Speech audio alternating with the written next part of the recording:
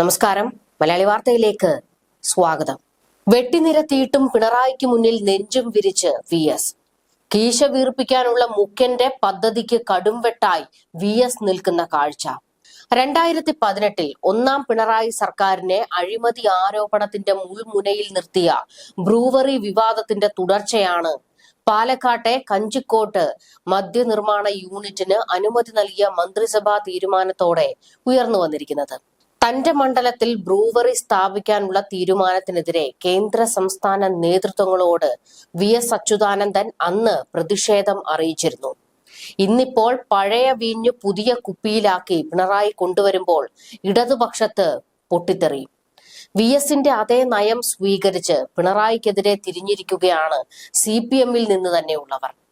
VS കൊളുത്തിവിട്ട തീ അത്ര പെട്ടെന്നണയില്ല മുഖ്യ.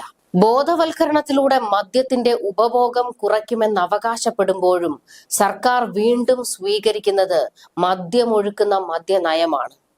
പുതിയ ബാറുകളും മദ്യവിൽപ്പനശാലകളും തുറക്കാൻ സഹായിക്കുന്ന നയമാണ് ഇത്തവണയും സർക്കാർ സ്വീകരിച്ചിരിക്കുന്നത്.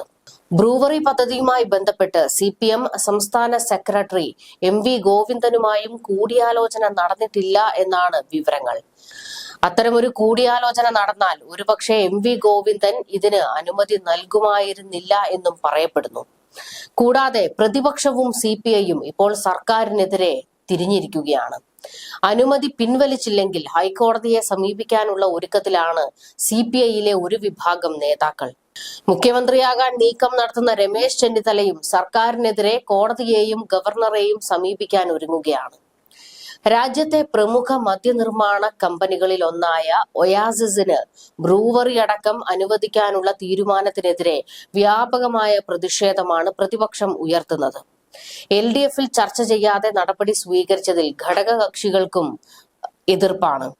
സംസ്ഥാനത്ത് കൂടുതൽ മദ്യനിർമ്മാണശാലകൾ അനുവദിക്കേണ്ടതില്ല എന്ന് 1999 നായനാർ മന്ത്രിസഭ തീരുമാനമെടുത്തതിന് ശേഷം കഴിഞ്ഞ 26 വർഷമായി ഈ നിലപാട് തന്നെയാണ് തുടർന്നു പോന്നിരുന്നത്.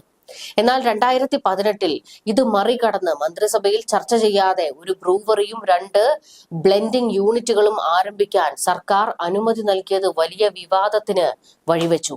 അഴിമതി ആരോപണം ഉയർന്നതിനെ തുടർന്ന് കരാർ റദ്ദാക്കുന്നതായി മുഖ്യമന്ത്രി പിണറായി വിജയൻ അന്ന് പ്രഖ്യാപിക്കുകയായിരുന്നു. പ്രളയകാലത്ത് അനാവശ്യ വിവാദം ഒഴിവാക്കാനാണ് കരാർ റദ്ദാക്കിയതെന്ന വിചിത്രവാദമാണ് അന്ന് മുഖ്യമന്ത്രി പിണറായി വിജയൻ നിരത്തിയത്. ഇന്നിപ്പോൾ അതേ പ്ലാനാണ് വീണ്ടും പിണറായി വിജയൻ നടപ്പാക്കാൻ ഒരുങ്ങുന്നത്.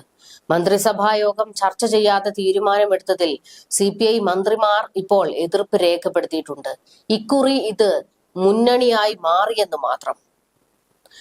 പാലക്കാട് ജില്ലയിലെ കഞ്ചിക്കോട് ബ്രൂവറി അനുവദിക്കാൻ മന്ത്രിസഭായോഗം ഇപ്പോൾ തീരുമാനം ശക്തമാക്കിയിരിക്കുകയാണ് എന്നാണ് വിവരങ്ങൾ. ഇതിനു പുറമെ ethanol plant, multi feed distillation unit, Indian നിർമ്മിത വിദേശ മദ്യ bottling unit, malt spirit plant, brandy winery plant എന്നിവയും ആരംഭിക്കാൻ മധ്യപ്രദേശിലെ ഇൻഡോർ ആസ്ഥാനമായുള്ള ഒയാസിസ് കൊമേഴ്ഷ്യൽ പ്രൈവറ്റ് ലിമിറ്റഡ് എന്ന സ്ഥാപനത്തിനാണ് അനുമതി നൽകിയിരിക്കുന്നത്. നിലവിലെ മാർഗനിർദ്ദേശങ്ങളും വ്യവസ്ഥകളും പാലിക്കണം എന്ന നിബന്ധനയോടെ പ്രാരംഭാനുമതിയാണ് നൽകിയിട്ടുള്ളത്. സംസ്ഥാനത്ത് തന്നെ സ്പിരിറ്റ് നിർമ്മിക്കാനുള്ള സാധ്യത തേടുമെന്ന് അബ്കാരി നിയമത്തിൽ സർക്കാർ പ്രഖ്യാപിച്ചിരുന്നു. ഇതിന്റെ ചുവട് പിടിച്ചുകൂടിയാണ് ഇപ്പോഴത്തെ ഈ തീരുമാനം. സ്പിരിറ്റ് ഇവിടെ തന്നെ ഉൽപ്പാദിപ്പിക്കാൻ ലക്ഷ്യമിട്ടാണ് ഈ രംഗത്തെ അധികായർ കൂടിയായ കമ്പനിക്കുള്ള അനുമതി. ഒയാസിസ് എന്ന കമ്പനിയെ എങ്ങനെ കണ്ടെത്തിയെന്ന ചോദ്യത്തിന് ഇതുവരെ സർക്കാർ മറുപടി പറഞ്ഞിട്ടില്ല.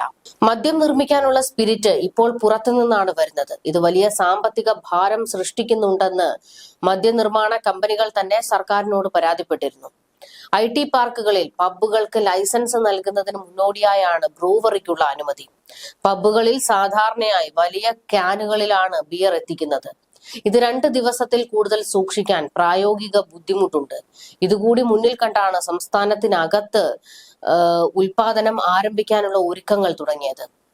IT കേന്ദ്രങ്ങളിൽ അനുവദിച്ച മദ്യവിൽപ്പനശാലകൾ ഇനി വിനോദസഞ്ചാര കേന്ദ്രങ്ങളിലേക്കും വ്യവസായ പാർക്കുകളിലേക്കും നീളും. വിനോദസഞ്ചാര കേന്ദ്രങ്ങളിലെ റെസ്റ്റോറന്റുകൾക്ക് നിശ്ചിത കാലയളവിൽ ബിയറും വൈനും വിളമ്പാൻ അനുമതി വേണമെന്ന് ഏറെക്കാലമായി മദ്യവ്യവസായ മേഖലയിൽ നിന്നുള്ള ആവശ്യമാണ്. വിനോദസഞ്ചാര കേന്ദ്രങ്ങളിൽ ലഹരി സുലഭമാകുമെന്ന് സാരം.